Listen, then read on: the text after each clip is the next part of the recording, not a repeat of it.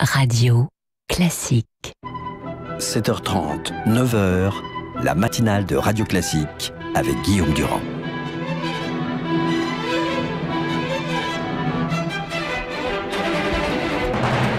L'invité politique sur Radio Classique et LCI. Voilà, l'invité politique est Luc Ferry. Bonjour, inutile de vous présenter sur l'antenne de Radio Classique et de LCI. Tout le monde sait que vous avez été ministre de l'Éducation, que vous êtes philosophe et que vous avez publié récemment pour un service civique que voici, que voilà, alors qu'on prête au président de la République l'idée peut-être de revenir, après la suppression du service militaire en 97 par Jacques Chirac, à un service civique avec ou pas référendum. Alors l'Élysée, on a dit que oui, puis après ça a été démenti. Qu'est-ce que vous savez? Je parle pas sur le fond, mais justement sur l'initiative prévue par François Hollande.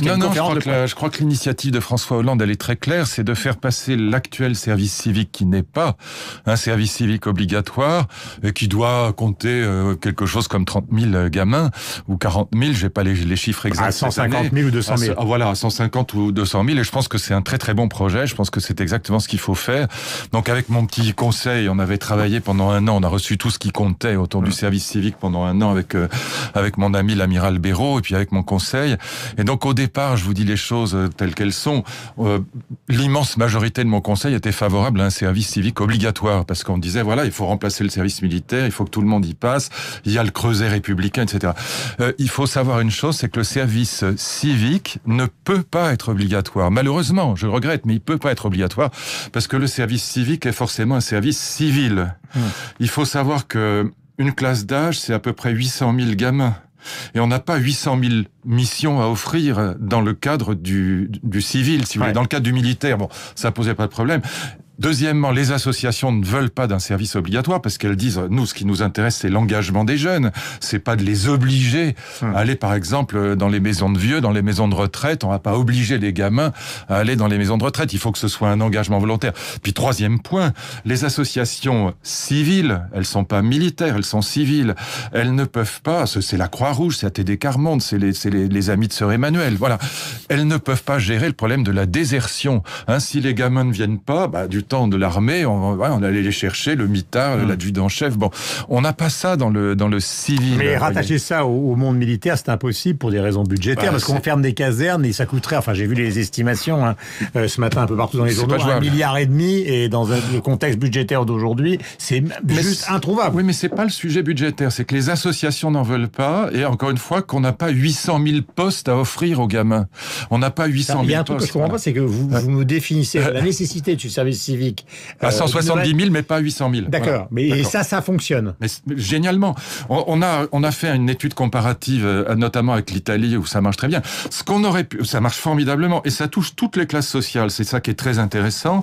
Et évidemment, moi, ce que j'avais demandé dans ce projet, donc qui est celui qui a servi de base à la loi, et j'avais convaincu Nicolas Sarkozy de transformer ce projet en loi, ce qui a été fait avec la création de l'agence du service civique, dont j'ai souhaité qu'elle soit dirigée par Martin Hirsch et qui est aujourd'hui dirigée par François Chérec. J'en fus le vice-président, mais ça n'a aucune importance. Voilà, Ne parlons plus de vous, parlons du sujet, oui. Sur le fond, ce qui est formidable, c'est que ce que nous avions souhaité, ce qui est en place, c'est que ce soit des chantiers, c'est-à-dire que les jeunes soient intégrés, soit pas un engagement individuel, mais que ce soit un engagement dans des chantiers où ils soient plusieurs. Luc Ferry, vous avez donc c'est une formation formidable. On sort évidemment d'un épisode tragique pour le pays, et les gens se demandent si c'est une véritable réponse à l'affaire du 7 janvier. Oui, c'est une véritable réponse. C'est pas la seule réponse. Est-ce que le fait qu'il y ait un service civique va empêcher Koulibaly, Kouachi, ceux qui partent, évidemment pas. Et le gosse de 8 ans qui va déclarer que de toute façon... Ça c'est plus possible. Mais non, ce qui est intéressant, la réponse à Koulibaly et aux autres et aux frères Kouachi, c'est d'abord une réponse de renseignement, c'est d'abord une réponse de police, c'est d'abord une réponse de justice. C'est pas une réponse... Il faut pas attribuer tout à l'école ni au service civique. Non, l'idée est la suivante, mais pour empêcher qu'une génération continue... Attendez, il faut offrir aux jeunes des engagements dans la cité qui leur permettent d'être reconnus dans la cité. Il y a une très grande envie de reconnaissance. Énorme. Alors, vous pouvez être reconnu parce que vous vous engagez à faire le djihad en Syrie. C'est une manière d'être reconnu aussi. Bon, mais vous pouvez être reconnu parce que vous êtes dans des tâches d'utilité publique, que vous êtes encadré par des adultes qui vous donnent une formation, et en plus vous êtes payé parce que c'est pas un service civique bénévole. Il est volontaire, mais il est pas bénévole. Ce qu'on aurait pu faire au moment où on a supprimé ou suspendu le service militaire. Et on termine avec ce sujet parce que j'en ai beaucoup d'autres. Mais ce qu'on aurait pu faire au moment où on suspendait le service militaire, ce que Chirac aurait pu faire à ce moment-là, de 97. C'est proposer ce qu'on a fait en Allemagne. Ça, c'était un système possible à l'époque. Dire, voilà, vous avez le choix entre un service militaire ou un service civil.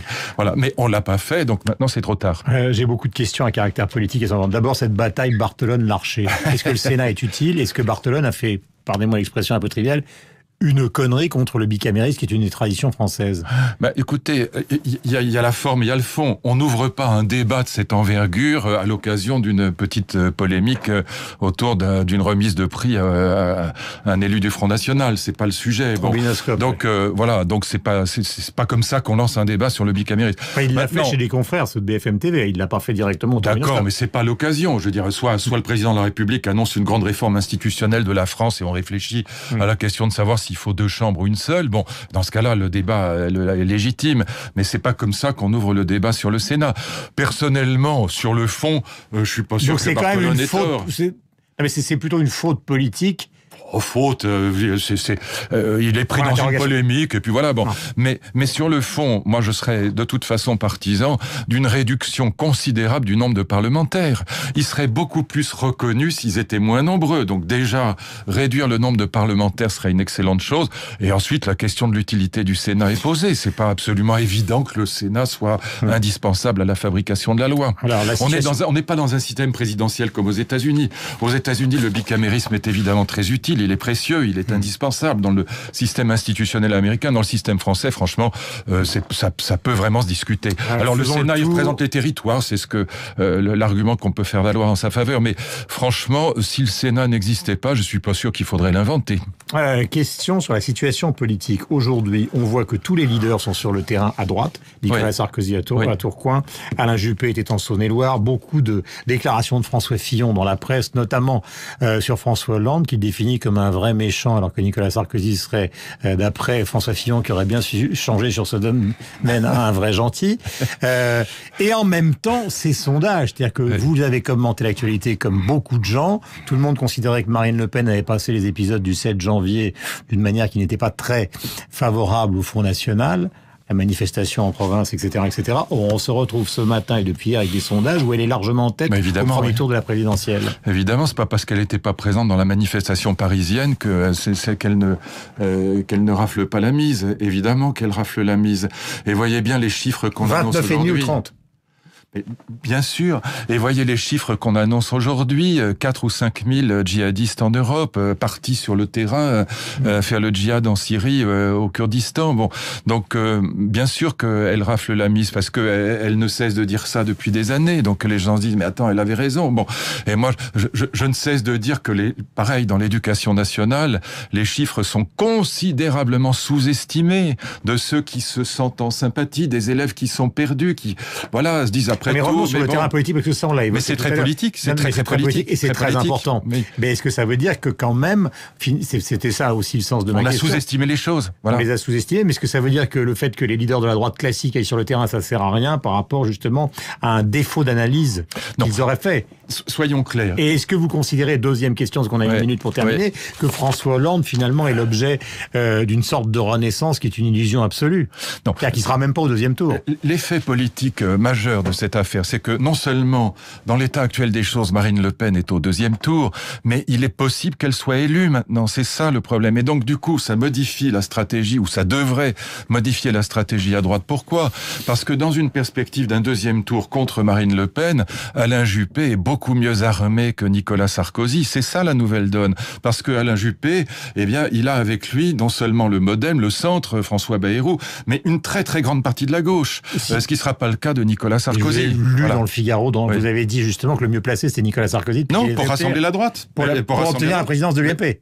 Donc c'est le meilleur président, mais le moins bon candidat, c'est ce que vous voulez dire. Exactement. C'est le meilleur président de l'UMP pour rassembler la droite, parce qu'il parle aux 3 courants de la droite, mais face à Marine Le Pen, c'est le moins bon candidat de la droite. Deuxième question. En tout cas, l'argument qu'on peut lui opposer, c'est que Juppé, lui, il aura une grande partie de la gauche avec lui, et évidemment le centre avec lui, ce qui ne sera pas le cas, encore une fois, Nicolas Sarkozy. Dernier point pour qu'on fasse un tour complet. Hollande, c'est une illusion, la remontée. C'est Valls qui devrait y aller. Si on en croit les sondages, non mais je vous demande.